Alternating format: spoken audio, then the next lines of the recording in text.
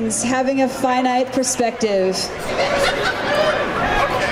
We are spiritual beings having a human experience. And we're all learning. We're all learning. I have a song. I want to share it with you.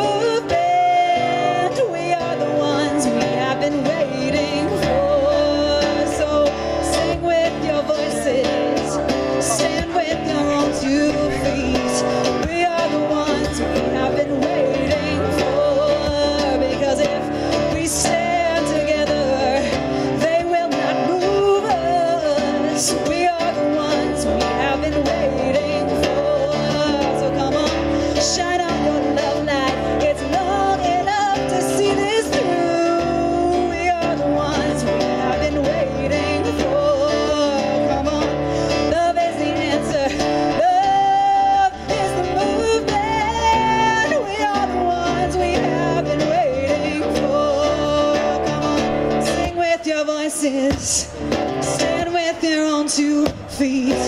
We are the ones we have been waiting for. Yeah. Shine on your love light. It's gonna see this through. We are the ones we have been waiting for. Come on, trust in your heart now. Be brave and awaken. We are the ones we have been waiting for. We are the ones.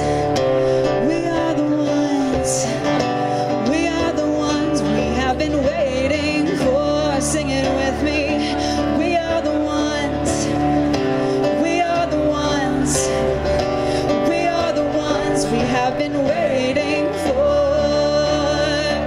We are the ones, sing it. We are the ones. We are the ones we have been waiting for. Raise your voices. We are the ones. We are the ones. We are the ones we have been waiting for. Yeah, we are the ones. We are the ones. We are the ones we have been waiting for.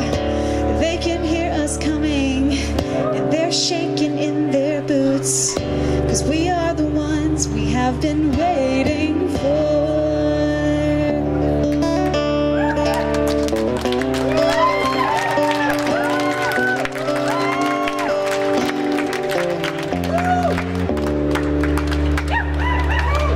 You're all beautiful. Thank you.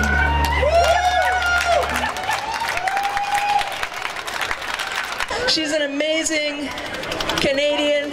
She, are there any skateboarders here? Yeah, the skateboarders? If it weren't for Maureen Jack-LaCroix, it would still be against the law. Maureen created Slam City Jam. Before that, she was in the music industry, and she created, and it's still going strong, New Music West. And most recently, she is the founder and the executive director of Be the Change Earth Alliance. So one of the things we're all here for today is for freedom and democracy. Does anybody want more freedom? Does anybody want more democracy? Okay. So as you know, Gandhi said we must be the change we want to see in the world. So how do we do that? How? Let's ask Maureen. She's the executive director of Be the Change Earth Alliance here in Vancouver. Please give a warm welcome to Maureen Jack-LaCroix. Okay, Einstein told us that we can't solve the problems of today with the same level of thinking that created them. So what I'm talking to here is shifting our level of thinking. Because if we are going to lash out in anger about greed and things we're angry about that are creating that anger, we're going to create more anger. We're not going to create a better world. So perhaps our biggest task right now, if we're talking about shifting our level of thinking, and I know we want to make shifts in the big system, and I know it's really frustrating because we don't feel we have the power to make those shifts, but we can take a very important first step towards that, and that's creating change with the one person we have complete and utter control over. That's ourselves.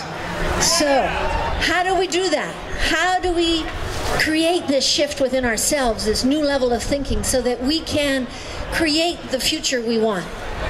I'd like to share with you an ancient prophecy that really speaks to these times.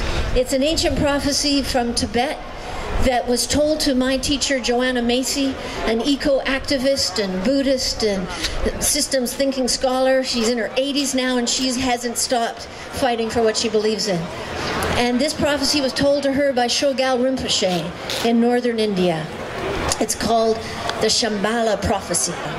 So there comes a time when all life on earth is in great danger. Great barbarian powers have arisen, and although these powers spend their wealth preparing to destroy each other, they have much in common, and their technology is laying waste the world. In this area, when the future of all sentient life on this planet hangs by the frailest of threads, the kingdom of Shambhala arises. Now, you cannot go there. This is not a geopolitical entity. It arises in the hearts and minds of the Shambhala warriors. This is the term Shogal Rinpoche used, warriors. Now, you can't recognize a Shambhala warrior because they wear no uniforms, they have no insignia. You can't recognize them in the crowd. They have no barricades to stand on. They have no territory to retreat to when they're tired. They are destined to walk on the paths in the land of the barbarians. How you doing? Yeah. Now a time comes for great courage, moral and physical courage. For the Shambhala warriors must go into the very heart of the barbarian power to dismantle the weapons. They must go into the pits and the pockets and the citadels and walk down the corridors of power to dismantle these weapons. But they are not afraid because they know these weapons are mind-made, mayomana. They live in the hearts and minds in every person that is walking. So they know that the powers that are about to destroy the world are not visited upon us by extraterrestrials or, satanic deities. They are in fact arising from our own decisions, our own lifestyles, our own relationships. So in this time, the Shambhala warriors go into training. Training, Joanna was like, what kind of training? Tell me about the training. We need the training. So they train, he said, in 2 essential weapons. And he held up his hands the way the Tibetan monks do with the dorje and the bell. And he said they train in compassion and insight. Compassion for our love for this world, for our love for all that we hold dear, for all that we value. Because it's the compassion, it's our hearts that are going to give us the passion to step forward and act. But that in and of itself isn't enough, because with only that we'll burn out. So it's really important to have this other insight, this insight into the radical interdependence of all life. For with that wisdom, they realize that every choice they make, every act they take, is a reflection of who they are and what they are creating in the world. So when you bring these two together, there's radical interdependence, and with the purity of intention of every act we take, it ripples throughout the shift, throughout the morphogenic field of human consciousness, far greater than anything we would ever know. So I call upon you, Shambhala warriors of 2012, to live your values, to love and know what you stand for, and make sure that every choice you make, every act you take, is in alignment with those values. Because when we come forward with that integrity, there is no force that can stop the coming of the kingdom of Shambhala. Thank you.